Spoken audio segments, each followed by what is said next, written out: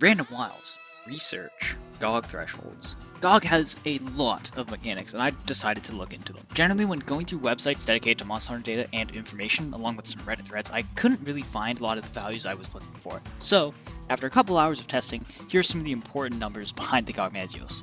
Note that these don't scale with players since GOG has no multiplayer scaling. Starting with phases, Gogmazios transitions from first to second phase at around 86% HP, and from second to third at around 46%.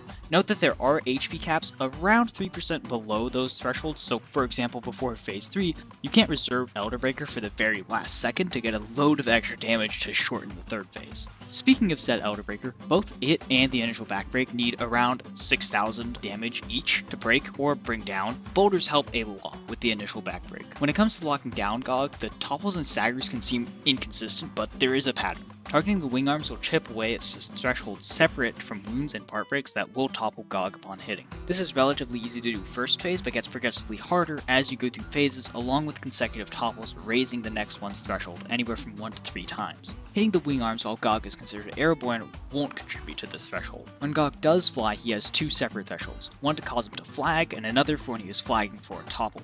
Staggering GOG midair will need around 5.6k damage initially and eventually increase up to 7.5k every time you successfully topple it out of it. Once GOG does begin to flag, you'll need to inflict roughly half the damage needed to get that initial stagger for a topple. Don't worry too much about not getting it the first time GOG staggers, the progress on both these thresholds is maintained after recovery and novas.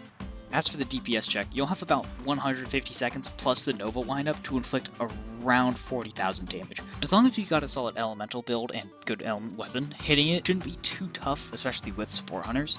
Just reserve anti-wyvern shots for when it flies, don't get your shit rocked when it's grounded, and you'll get through the check just fine. If you got any extra questions, ask. I've got a whole ass spreadsheet worth of data that I can't fit into this. If there ends up being something I don't have the data for, that just means there were gaps in my current data collection and I can dedicate some time to getting the info.